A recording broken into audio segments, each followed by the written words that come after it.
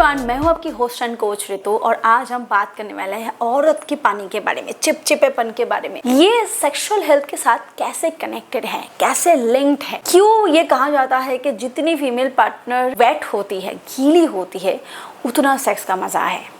इसके पीछे क्या वजह है? क्योंकि काफ़ी सारे फीमेल होते हैं जो सोचते हैं उनको कोई दिक्कत है, जब भी वो अराउज होते हैं तो उनका वजाइना पूरा एकदम गीला हो जाता है, एकदम ऐसे मानो कि पानी डाल दिया हो किसी ने, इतना ज़्यादा गीला हो जाता है। तो वो इस चीज़ को लेकर डरते हैं कि कहीं उनको कोई दिक्कत तो नहीं है, ये नहीं है। इंस्टेड ऑफ दिस, चाहे मेल पार्टनर हो चाहे फीमेल पार्टनर हो, दोनों के लिए ही वेटनेस बहुत ज़रूरी है। ये कुदरती देन है। वेटनेस के पीछे रीज़न भी बहुत ज़्यादा होता है, ठीक है। एक आध रीज़न नहीं होता, काफ़ी सारे स्ट्रॉन्ग रीज़न होते हैं जिसकी वजह से आप अराउजल के दौरान वेट होते हो।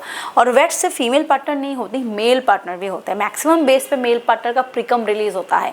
आप देखोगे चिपचिपा पानी रिलीज होता है, इसको प्रिकम कहते हैं, प्री डिस्चार्ज कहते हैं। काफी सारे मर्दों का तो भर भर के प्रिकम रिलीज होता है, एज लाइक कि उनका डिस्चार्ज ही हो चुका हो, इतना ज्यादा प्रिकम रिलीज होता है।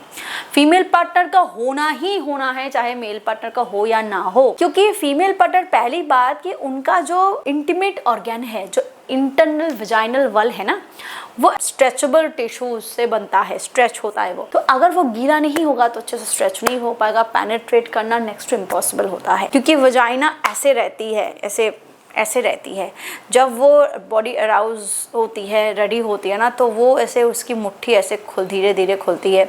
वहाँ पे बहुत ज़्यादा ब्लड सप्लाई होती है और वो जितनी खुलती है उतनी ही उसमें टाइटनेस आता है, because of blood circulation, blood flow. और ये जो ल्यूब है वो इसीलिए ज़्यादा से ज़्यादा मतलब रिलीज होता है, पहला कि सेक्स स्लिपरी हो सके, प्लेजरेबल हो सके, फ्रिक्शन फ्री हो सके। क्योंकि जब आप फ्रिक्शन लगा रहे हो बहुत ज़्यादा, बार बार रिपीटेशन में, कभी स्लो कभी फास्ट, कभी ऐसे कभी वैसे, कभी इस पोजीशन में कभी उस पोजीशन में, तो ये सारी चीज़ें क्या होता है, इससे जो वेजाइनल वॉल का जो टिश्यूज़ है वो रप्चर ना हो, वो हेल्दी रहे, उसमें कोई दिक्कत ना हो, उसमें कोई कट वगैरह ना हो। तो फ्रिक्शन फ्री रखने के लिए ये ल्यूब पास होता रहता है। जितना आपकी बॉडी में डिज़ायर है, जिस हिसाब से ये रेडी हो रहा है, उस हिसाब से ल्यूब पास होता रहता है। कुछ फीमेल्स का तो इतना ज़्यादा होता है, मान लो कि वो डिस्चार्ज हो चुकी हो, बट नहीं, वो सिर्फ ल्यूब है। क्योंकि जिसकी बॉडी में जितनी अर्ज होती है ना, उस हिसाब से बॉडी फिर ल्यूब रिलीज करती है। It's a natural thing. और काफ़ी लोग आर्टिफिशियल ल्यूब का भी इस्तेमाल करते हैं इस फ्रिक्शन फ्री रखने के लिए सेक्स को। और दूसरा जो रीज़न होता है वो है स्पर्म का। जितना ज़्यादा ल्यूब पास होगा उनकी मोटिलिटी के लिए ये काफ़ी अच्छा होता है, क्योंकि स्पर्म जो है वो बिना ल्यूब के, बिना लिक्विड के तो वो नहीं जा सकता ना। तो स्पर्म की वजह से भी ये जो इंटरनल ल्यूब है, ये जो एटमॉस्फेयर है, वो क्रिएट होता है। तो ये स्ट्रॉन्गली रीज़न होता है। तो हमेशा फीमेल पार्टनर के वेटनेस का इंतज़ार करिए। All experts are says that कि जितना फीमेल पार्टनर वेट होगी, जितना इतना छोड़ो, वेट होगी तभी वो अराउज होगी तभी वो वेट होगी। It's both are connected. तो वेटनेस का इंतज़ार करिए। क्यों कहा जाता है? क्योंकि अगर आप वेटनेस का इंतज़ार नहीं करोगे और आप ज़बरदस्ती आप डालोगे तो वो चीड़ के निकलता है। पतली पतली जो टिश्यू होती है वो रप्चर होती है, फिर बाद में फीमेल पार्टनर को जलन होती है, इरिटेशन होती है। और ये आप बार बार करते हो तो समझ रहे हो उसके बॉडी में सेक्शुअल डिज़ायर है, बट वो डर भी है कि यार मुझे दर्द होगा, फिर जलन होगी। तो इसीलिए ना वेटनेस का इंतज़ार करो। आप चाहो तो टच कर करके देखो कि वो वेट हुई कि नहीं। तो वेटनेस एक फीमेल के लिए, मेल के लिए भी उतना ही ज़रूरी है।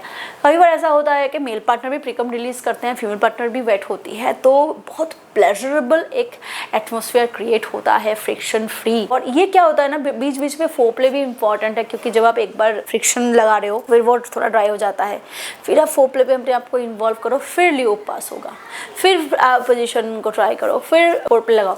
तो इससे जब तक चाहो तब तक आप टाइम को इंक्रीज कर सकते हो और लुब्रिकेशन भी मेंटेन रहती है। क्योंकि एक बार ड्राई होने आने के बाद ना फिर फ्रिक्शन देना थोड़ा प्रॉब्लमेटिक हो जाता है।